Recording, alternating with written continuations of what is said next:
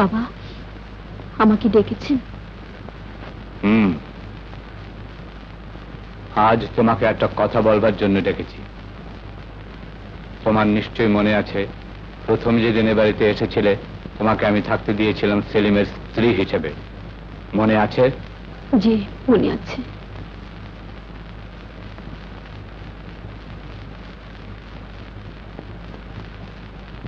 আজ সেলিম নেই, তাই তোমারও আর এ বাড়িতে থাকবার কোনো প্রয়োজন নেই। কি বলছেন বাবা? হ্যাঁ, আমি ঠিকই বলছি। এই বাড়ি থেকে তুমি চলে গেলে আমি খুশি হব। কোথায় যাব? কোথা থেকে এসেছিলে যখন জানি না, তখন কোথায় যাবে তাও আমি বলতে পারবো না। বাবা আমার প্রতি এত নিষ্ঠুর, এত নির্দয় হবেন না। পৃথিবীতে আমার আপন বলতে কেউ নেই। এই ঘর আমার স্বামীর ঘর, এই ঘর আমার বেহেশত। বাবা বাবা আমি আপনার পায়ে ধরছি, আমাকে আপনি তাড়িয়ে দেবেন না বাবা, আমাকে আপনি তাড়িয়ে দেবেন না।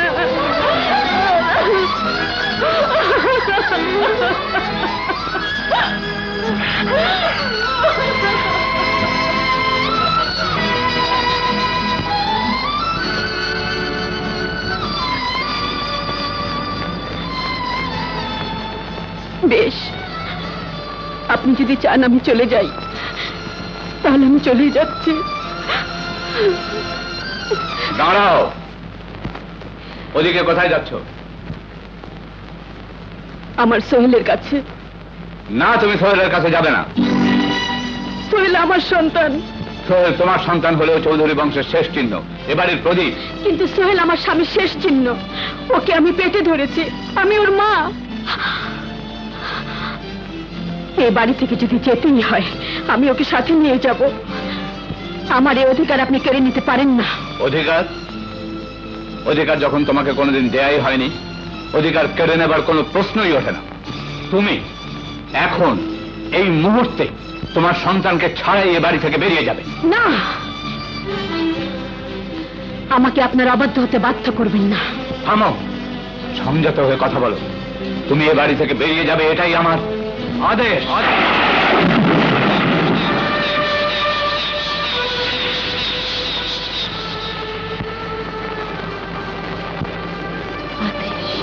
বাবার অবাধ্য কোনোদিন হবে না। তিনি যা আদেশ করবেন তুমি তা মাথা পেতে নেবে। বাবা আমাকে যাই বলুন না কেন, আমি তা হাসি মুখে মাথা পেতে নেব। বাবার আদেশ আমি অক্ষরে অক্ষরে পালন করব, এই তোমার মাথা ছুঁয়ে বলছি।